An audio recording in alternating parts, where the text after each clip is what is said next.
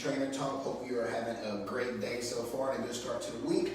As you know, we like to come to you with some good information here on these Tuesdays. So let's jump into it and let's talk about steady state cardio versus HIIT cardio. All right, guys. So typically people gravitate towards one or the other here. So go ahead and let us know in the comments if you are someone who enjoys longer durations of cardio, or if you like a higher pace, higher intensity format. So we're going to start off, guys, and just really get into what are these two different types of cardio, what are the pros and the cons of each one, and then you ultimately can make the decision which one works best for you and your fitness goals. So getting started, guys, we're going to break down steady state cardio.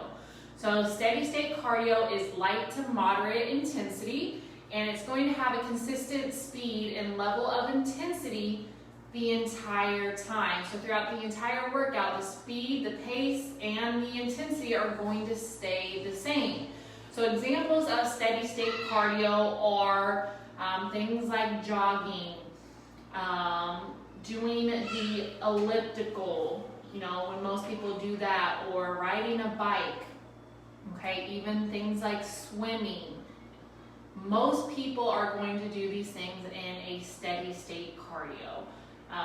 So unless you're being intentional about changing the intensity, your natural reaction to these types of movements are going to be at a consistent speed, consistent pace throughout.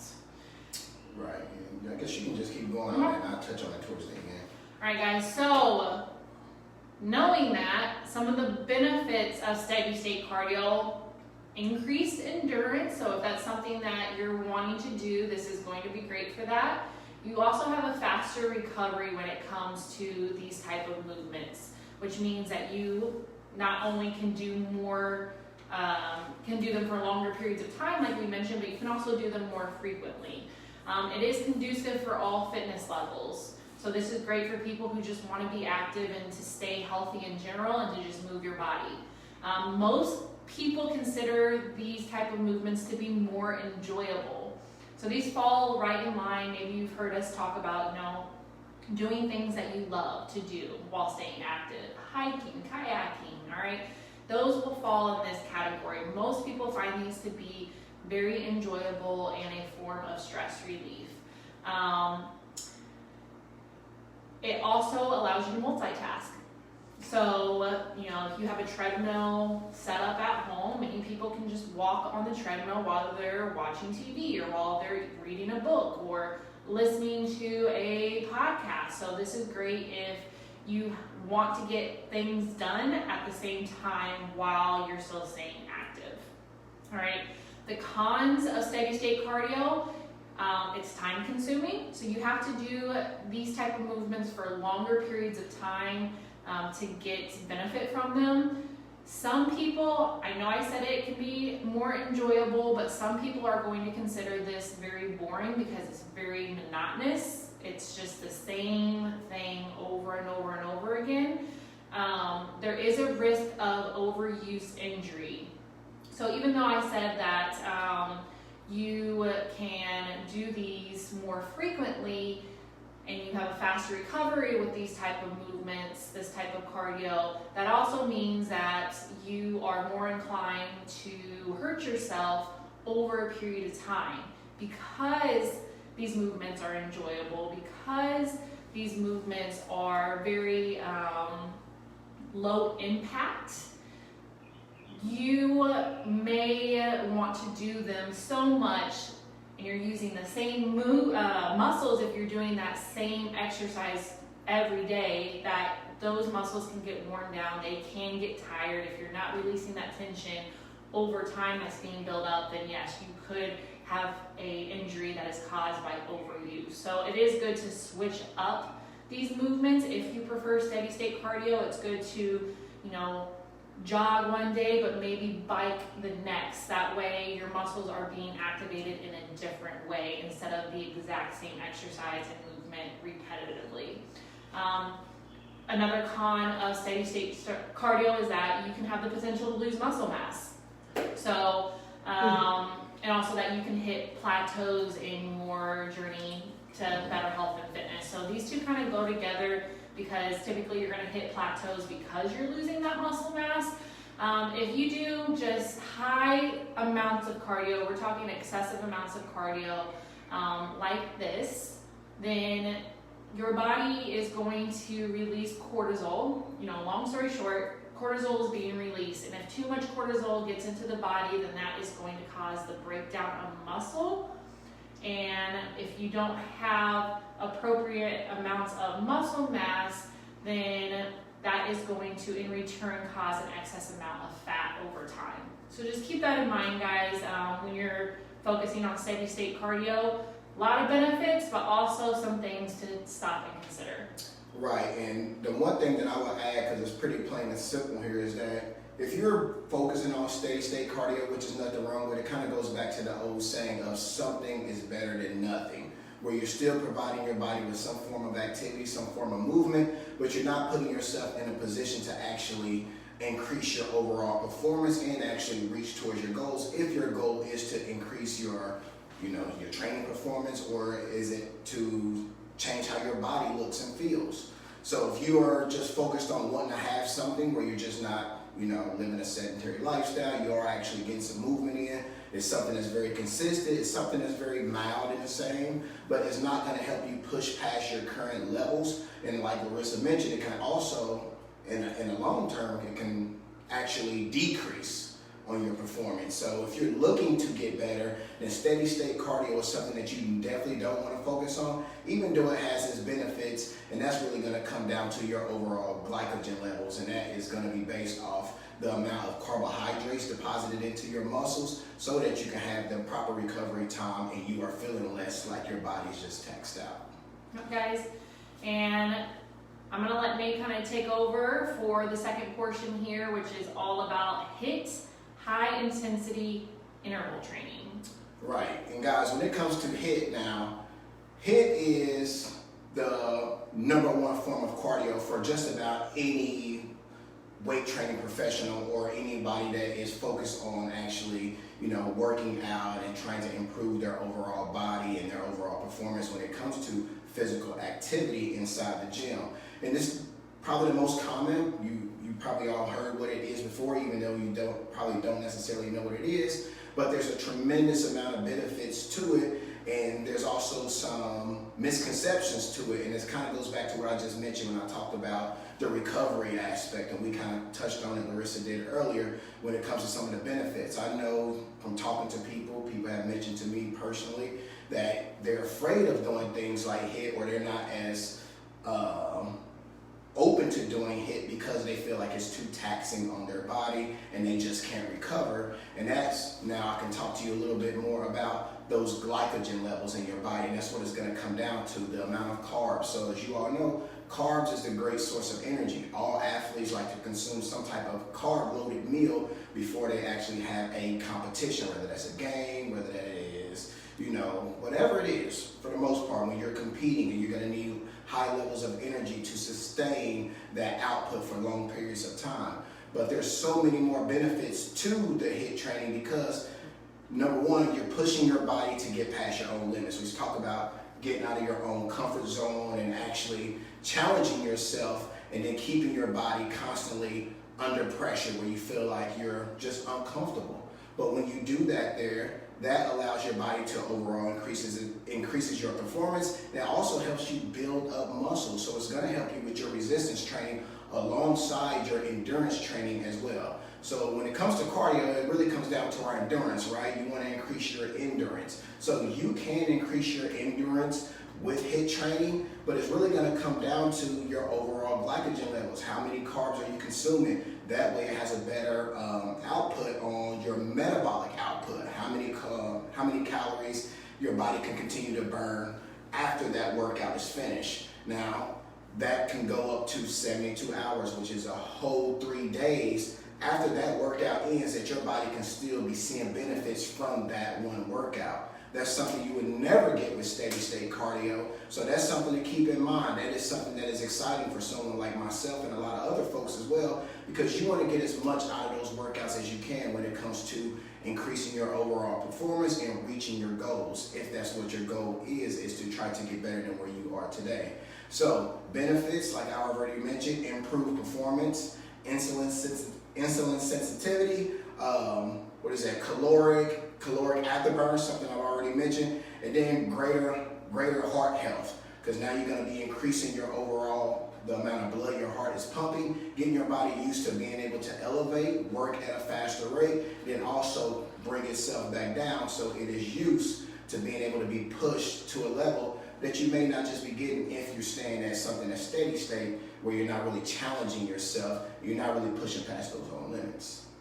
Yep, guys, so this HIIT, high intensity interval training, is exactly what it sounds like.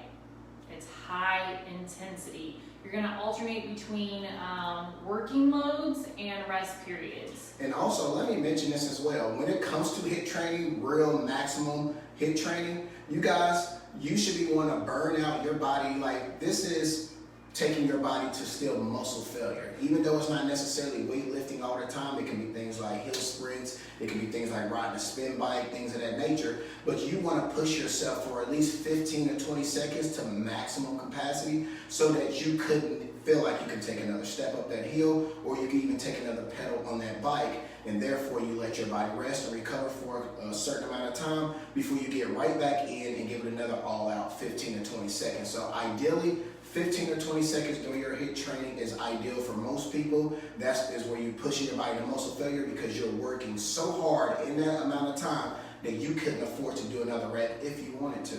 Yeah, guys, so this is going to put you about like 80 to 95% of your maximum heart rate. So as Nate mentioned, you are very uncomfortable during this time. It's very taxing, it's very challenging, whereas with the steady state cardio, I would say you're probably at like 40 to like 55% of your maximum heart rate. With steady state cardio, you should still be able to have a, maybe not necessarily a conversation, but you should be able to talk even if it's harder for you to catch your breath, because it is light to moderate intensity with the steady state cardio. So you're either going to be able to have a full out conversation, or you're still going to be able to talk. You just might get a little short of breath when you're talking. With the high intensity interval training, all that goes out the window. You want to save every breath. You're not going to be able to talk. As we mentioned before, like with the steady state cardio, that you can kind of multitask during this time. You can't do that with the high intensity training. You just can't. Even, you might have a podcast or something playing in the background, but I guarantee you're not going to retain any of that information. So this is just like really taxing your body to the fullest extent. Very close to like a 1 rep max would do if you're in weight training. So you are completely challenging your body and getting outside your comfort zone. So the cons, Nate beautifully went through all the benefits of high intensity interval training. Some of the negatives, or what some people may view as negative, it's uncomfortable. As we mentioned, it's hard, guys. It's not for everybody. So it's not for all fitness levels. If you are a beginner or you've had surgeries that might affect your movement and your mobility, this might not be the best thing to start with unless you're working with a professional that can monitor you in your form. And your risk of injury is higher because, not necessarily because of the training itself, but because oftentimes, like I said, it's not for all fitness levels. So many times people will do these movements not really ready or prepared for what they entail or for the level of intensity that it demands. And so although these movements are completely safe if you're doing them appropriately, this level of intensity is completely safe if you are trained to work at that level of intensity. If you're trying to do something with your body that it's just not ready to do, you're probably going to get hurt, and that kind of goes with anything. You just need to listen to your body and be careful, and if you're not comfortable with doing that, you should seek the help of a professional. And then also, a con of this would be your potential for burnout is greater. So you might need longer rest periods, especially in the beginning when your body is not adapted to this type of training. If you've never done it before and then you go all out the first day, you're likely going to need a few days to recover afterwards. Whereas Nate and I, now that we've been doing this type of training for, many years now, we can do this essentially every day. Or at least, 5 times out of the week. We still obviously get our recovery time in, but our body has adapted. Even though we're challenging it, we're able to recover faster than we used to. So keep that in mind. If you couldn't tell by the way we're talking and describing, we are more team HIIT training, high intensity interval training, guys. Definitely advocates of it, and that's not to say that we discourage steady state cardio, but for what most people want to do when it comes to their overall health and fitness, the high intensity interval training is going to be more beneficial and more efficient. So that's why we suggest it, that's why we are advocates of it. But to be honest with you, in a perfect world, I would suggest to do both. Absolutely. If you have a balance of both, then I really think that you get all the good benefits of everything, and all those those cons, pretty much cancel each other out, because you're getting the best of both worlds now. And that's what we do. As for me, Nate and I, when we're training together, we're doing a lot of high intensity interval training. But when it comes to me and my time and what I want to do, I'm going on walks. I might go kayaking, I would love to go out and ride a bike and, listen to music. That's my time. And it's my recovery time too. If I'm really sore and just out of it from, a hard, heavy workout the day prior, I might not do a high intensity interval training circuit that following day. I'll probably lean more towards that steady state cardio while I'm still getting some movement in. It's also a recovery time for me to let my muscles heal while still getting some activation. Yep, and that is exactly what I was going to come in on and say, but you just said that very well. But again, guys, a healthy mix of both is something that is doable, and it probably should be, we will say, like she mentioned, encouraged for most people, especially you beginners out there. You definitely want to have those moments, those days where you're really pushing yourself past those limits to get better, so you can increase your overall performance, not only just with your cardiovascular system, but also when it comes to your resistance training, as far as getting stronger go, breaking down muscle and building it back up. So when it comes to that recovery aspect, guys, you just want to make sure that, again, your nutrition is where it needs to be, so that your body isn't in a state of recovery for too long, but that steady state will still give you something that, again, is better than nothing in those days in between. So a healthy mix of both, like we said, it kind of eliminates those cons of both, where you're getting that good healthy mix, and then you're always giving your body something to do. Yep, guys, and as we mentioned before, there's 2 different types of people in the world, and they each try, most times will lean to one form of cardio or the other. So go ahead and let us know in the comments, which one are you? Are you a steady state cardio type of person, or are you all about that HIIT? Go ahead and drop it in the comments, and guys, as always, never give up. Never lose hope. Never settle. All right, guys, we will see you next week, same time, same place.